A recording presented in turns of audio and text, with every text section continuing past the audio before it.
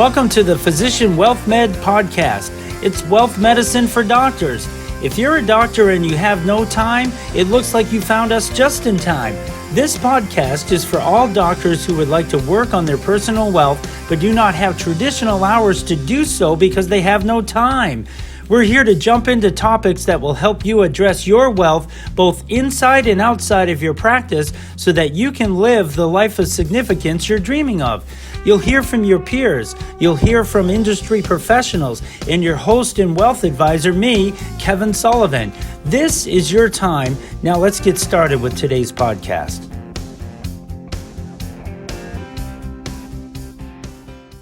Welcome to another episode of Physician Wealth Meds. We say it's wealth medicine for doctors. We're so glad you joined us today. We have a very special guest, Dr. Jordan Grumet, who is going to be our special guest today. So thankful that you're taking the time to join us today to share with us about your insights and what you do on purpose. There's no pun intended there, and I'll get to that in just a minute, but I so appreciate you joining our podcast today.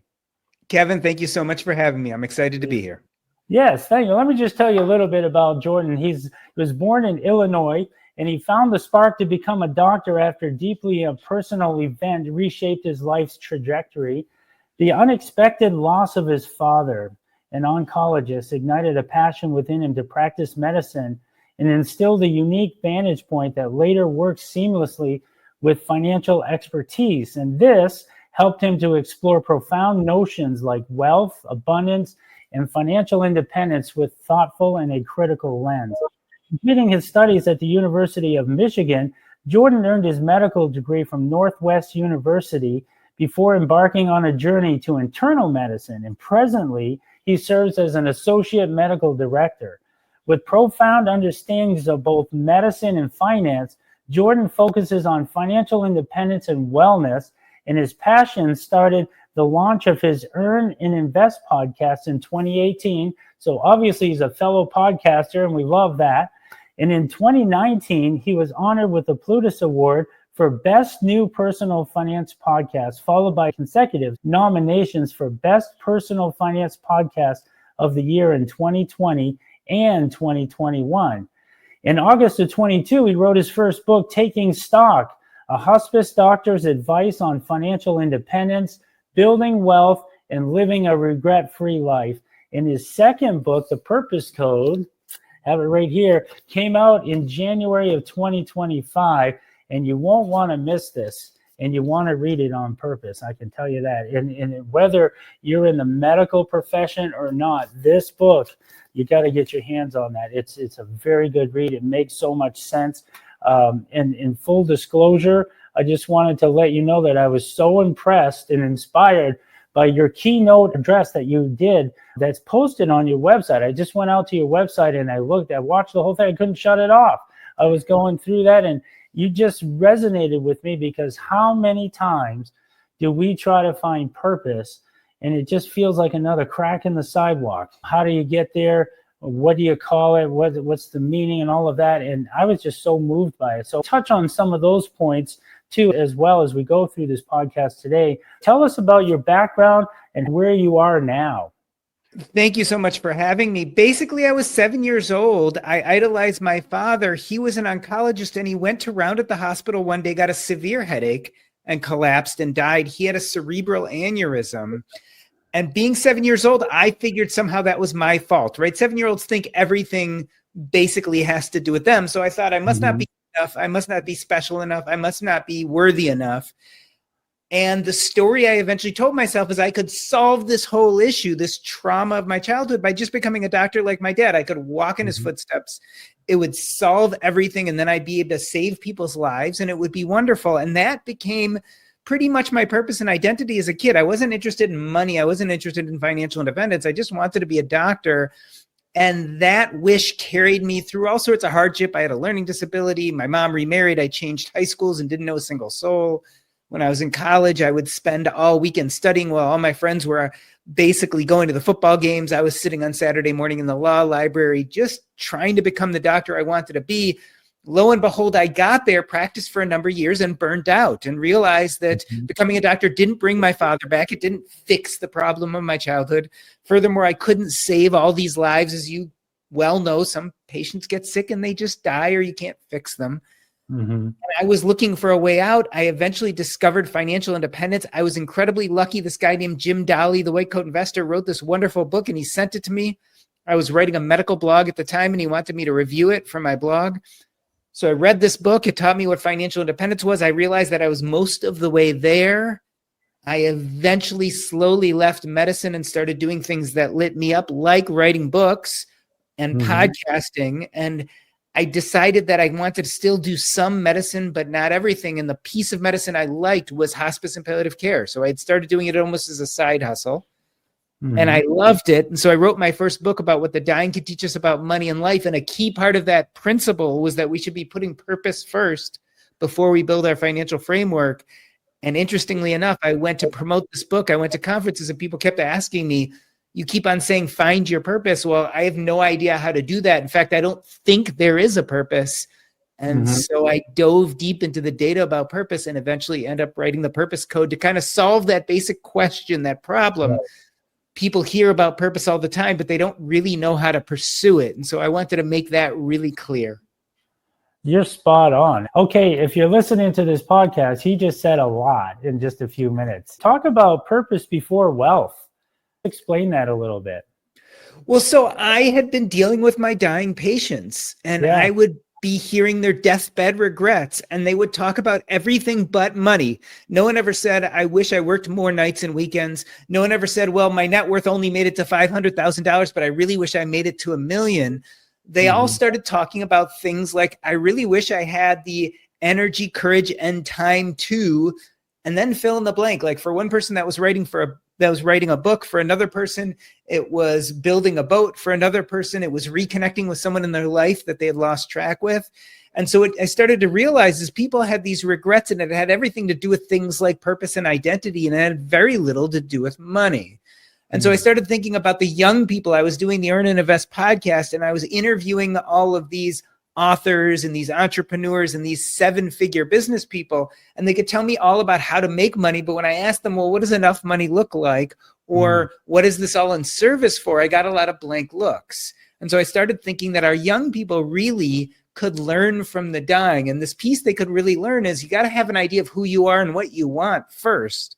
And then let's build a sane financial framework around that so that you don't have to wait till someday. And you certainly don't have to wait till a doctor like me is walking into your hospital room and telling you you're dying to start working on the things that are really important to you. It's foundational, right? That's the foundation that you could build everything else on. I know when you were giving your talk at the keynote address, you talked about I am and then fill in the blanks. So talk to us about the I ams. So basically, my main premise, or there are two premises of that book, Taking Stock, my first book, the one that came before the Purpose Code. And the first premise was that purpose, identity, and connection should come first before we build our financial framework. And then the second premise was that there are multiple paths to financial independence. So let's look at that first premise, purpose, identity, and connections. We just talked a little bit about purpose. In my second book, I go more in depth, but a really quick way to start thinking about purpose is to imagine you're on your deathbed and asking yourself that question. If I found out I was going to die next week, what would I really regret never having the energy, courage, or time to do? And that can be a precursor. It can be an anchor for what we want to start building purpose around. Well, that was the purpose part, but identity and connections are also a big part of what should come before our finances. And so a lot of people, just like purpose, ask me, well, how do I know what my identity is? And so I tell people to ask yourself the question, say the statement, I am, and then fill in the blank. Now, the first time we do this, the answer we get often isn't satisfying. Like me, I was burning out in medicine, but when I first did this exercise, I am. And of course, the first thing that came out of my mouth was, I am a doctor, which was very superficial. It was what I was doing for a living, but it wasn't who I was. For some people, it might be who they are, but it wasn't for me. And so I had to keep asking that question. The second time I asked, I got a little bit better, but it was more definitional stuff like family relationships. I'm a father, I'm a son, I'm a spouse, all very true, but not unique to me. And so I kept going further. I am. And when I dug even further, I started getting closer. I started thinking about achievements. Like I'm the Plutus Award winner for the Earn and Invest podcast. This was closer, but not exactly there. But after doing this for a while, I finally came up with I am a podcaster, a writer, a public speaker. this felt more like who I was on the inside, and it all coalesced into I am a communicator. And so I suggest for other people to start doing this exercise to really get in touch with what they really connect with. Because a lot of times we live our life and we don't do that. We're told from a young age what we should do to make a living and what career we should pursue. And a lot of times that's someone else's version of purpose and identity they're putting on us, just like whether he meant to or not. When my dad died young, his version of identity became mine. But at some point we have to start questioning and asking, well, does that identity really fit us? And for me, it didn't. And I was kind of going through the world as a doctor, but I didn't have a lot of doctor friends, and I hated hanging out in the doctor's lounge. And one of the big things that really hit me hard is my wife and I would go to parties and meet new people, and I'd be so embarrassed to tell them what I did for a living, which was crazy because being a doctor is such a respectable thing. Why it felt bad is that this identity I was wearing on the outside of being a doctor didn't really fit that identity on the inside of being a communicator. And that's how I knew that I needed a change. I needed to start acting out that real identity that was on the inside. And so that's kind of a way we can start thinking about not just how we figure out purpose, but how we start thinking about things like identity too. I'm going to ask you a loaded question. Do you think perhaps there are other doctors that feel the same way? That's not a loaded question at all. There are many doctors who feel burnt out, who feel exhausted, or even who have hit success and they're 40 or 50 and they're saying, is this all there is? Like, I know how to do this doctor thing, and I either like it or I'm tired of it, but I'm looking at my life and saying, well, maybe this is not the whole of who I am. So I think it's a very common question, actually. Yeah. It's almost like drinking ginger ale out of a Pepsi can, thinking that you're showing to the world is Pepsi, but it's really ginger ale inside. You know, it's that type of thing where who am I on the inside? And you talk a lot about the calling. Some people are definitely called to be that, and they can love and live in that type of environment. But there's a host of medical professionals, doctors, that just feel like they did that just because, and maybe it's not all cracked up to be what it was supposed to be for their purpose and their calling. What is the mindset that a doctor would have to start thinking about, is this really who I am? Well, the truth of the matter is a lot of people go into a lot of professions and you don't really know what it is until you get there. And one of two things can happen. One is it can just not be what you thought it was. Like, my conception of what being a doctor was very much colored by that guilt and that trauma of my father dying. So obviously it was never going to be that, even though that was the impetus for me deep down inside to go into it. Yeah. But a lot of times we get there and it's either not what we thought it would be, or we change. So something that serves us earlier in life stops feeling like it's serving us. And so the real question and the real mindset comes down to courage. A lot of people, when it comes to purpose and identity, they'll give you every reason why. I don't have enough money to start thinking about what I really want. Like, I have to stay being a doctor because that's what makes money. Or I don't have enough time. I'm so busy with my 8 to 6 or 9 to 5. I'm working all the time. I'm on call all the time. So I just don't have time to start thinking about it. But the truth of the matter is, one thing I learned from my dying patients is you have to live with a sense of what they call memento mori. This idea that we should carry the idea that we're constantly dying with us during life. Because we don't know how long we have on this earth, time is pretty precious, and you can't buy it, you can't sell it, you can't modify it. Time pretty much passes no matter what you do. So the only thing you can control is what activities you keep yourself busy with as time passes. Right. And so the mindset really is one of courage and one of realizing that our time is limited. If this is not filling you up and you're spending 90% of your time doing it, maybe it's time to start thinking about how I could start changing so that I'm spending a little bit less time doing this thing that no longer serves me. And I'm filling that space in with some things that do serve me. And so it's this matter of realizing we all want to win the game. And winning the game basically is filling that time with as much purposeful, enjoyable, wonderful stuff as possible and getting rid of as much stuff you loathe. And so if you're in the middle of your medical career and realizing you're not loving how you're spending your time, it behooves you to start improving that.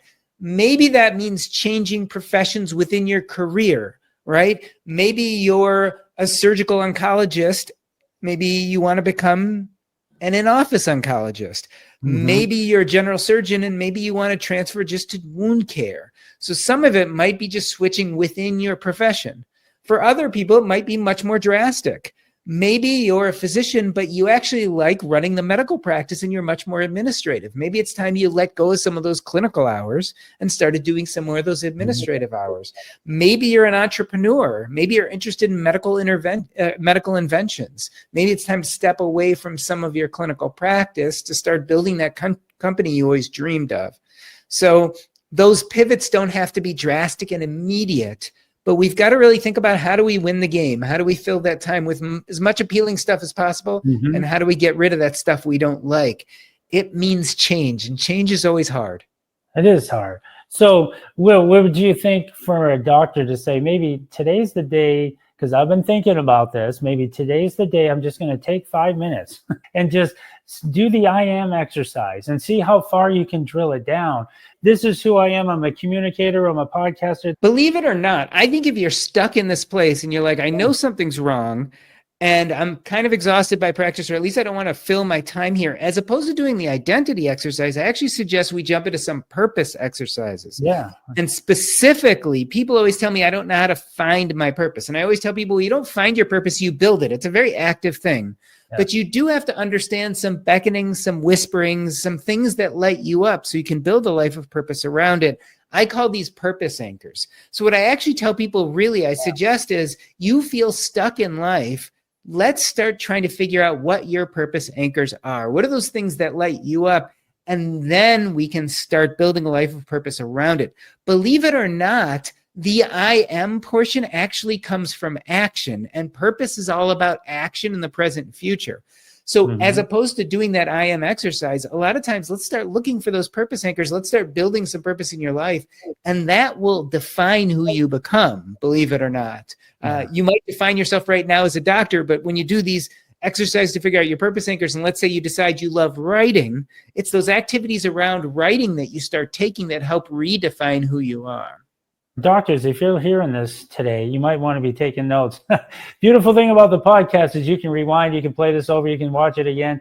I've always said that with every step you take, the scenery changes, and you may not be able to see it yet. It's like a video game. If you're on level 1, I hate to talk about a video game, but think about what our kids and grandkids are doing. They get to level 1, then they can go to level 2, but you don't see level 2 scenery at level 1. You got to get through it. So what would you say to a doctor that would say, okay, I'm just really thinking about this, so this podcast came at a really good time for me. What would be the next step where you would encourage that doctor to do? So I lay a lot of this out in the purpose code, but I think the next step really, I think there are a few steps. One is to look at your finances and just figure out where you are. That never hurts. Like, how am I doing financially? Do I have money in the bank? Am I on my way to retirement? What are kind of my needs? That's one side. But the other side is to look at the purpose code and start trying to build some of those purpose anchors. So I really give about 4 or 5 strategies for trying to figure out what your purpose anchors are so that you can then build a life purpose around them. We talked about one, which is kind of like the regrets of the dying. I call this a regret audit. If you can imagine what you would regret on your deathbed if you hadn't achieved it yet, well, we can turn that around and turn regret into a purpose anchor. Since you're not dying, maybe you can start building a life purpose around that. For me, that was writing a book. I knew years before when I did this actual exercise, I said, boy, if I died and I hadn't traditionally published a book, I would really regret it. Well, boom, I could turn that around, and that became a purpose anchor, and I could build a life of purpose around it. Then I had to do the hard work, which was get an agent, come up with ideas, all those kind of things. But the first thing was to know what the purpose anchor was. The regret audit is a really easy exercise. Another one is the joys of childhood. I always tell people, what had lit you up as a kid? What were the posters in your room? What were the drawings? How did you keep yourself busy before you got so enthralled in school and career and all those kind of things? And that often can be a purpose anchor. I know when I was a little kid, I loved to collect baseball cards. I'm still excited by that today, even though I'm kind of busy. I don't have time for it. But if I was ever looking for purpose in my life, that would be a great place to go. Another easy one is what I call the art of subtraction. Look at your job, and let's say you don't love your job, but write down the 12 or 15 roles and responsibilities within that job. Scratch away everything you don't like and see what's left. For me, when I looked at everything I didn't like about being a doctor, the one thing that I liked that was left was hospice work. And I realized I'd do that even if I wasn't being paid for it. So that became a purpose anchor.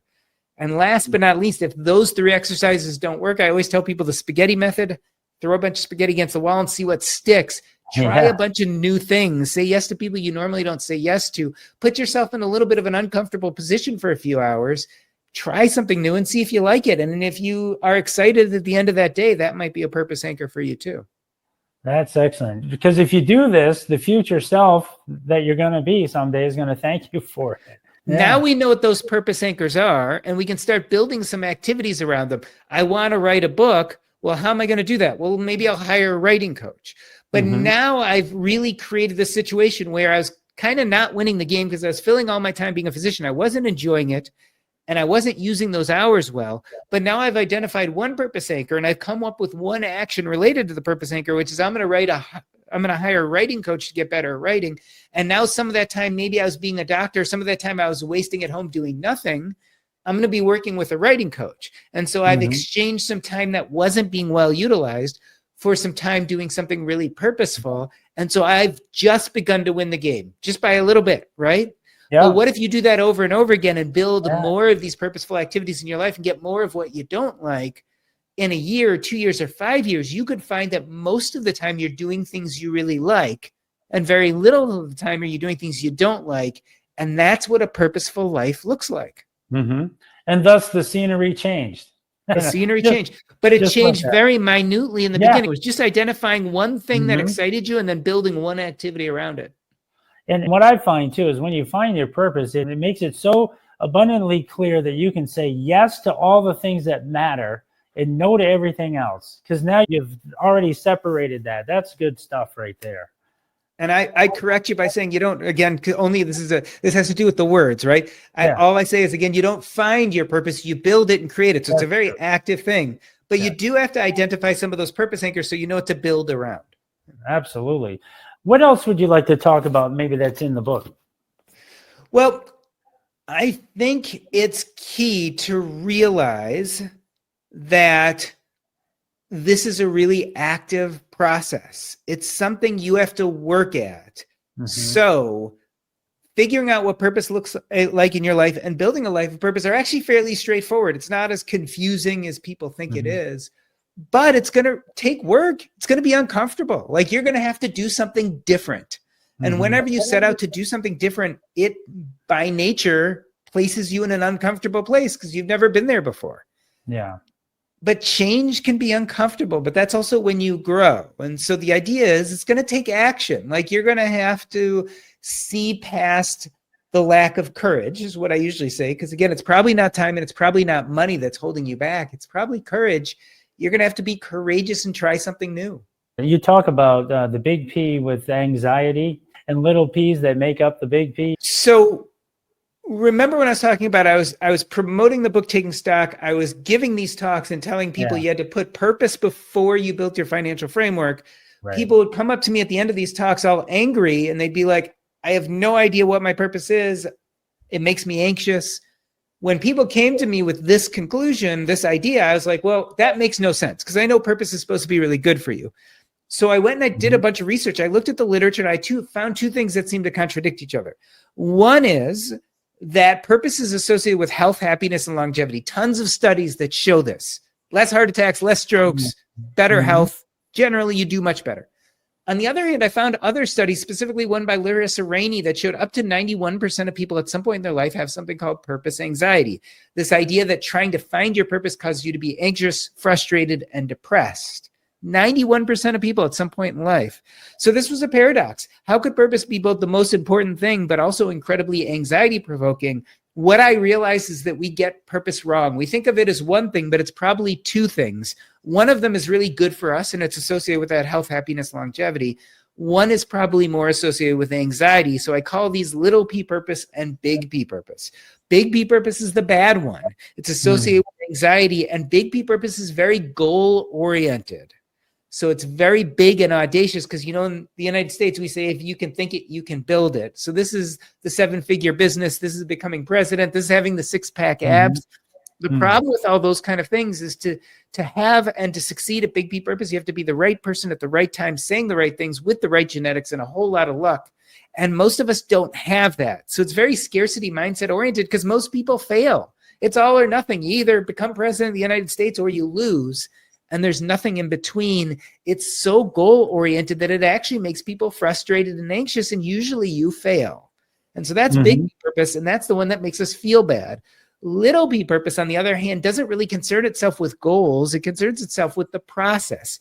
How many things could you do that excite you and light you up while you're doing them, regardless of whether you accomplish something or not? Unlike big P purpose, little p purpose is abundant. There's a million things you could do.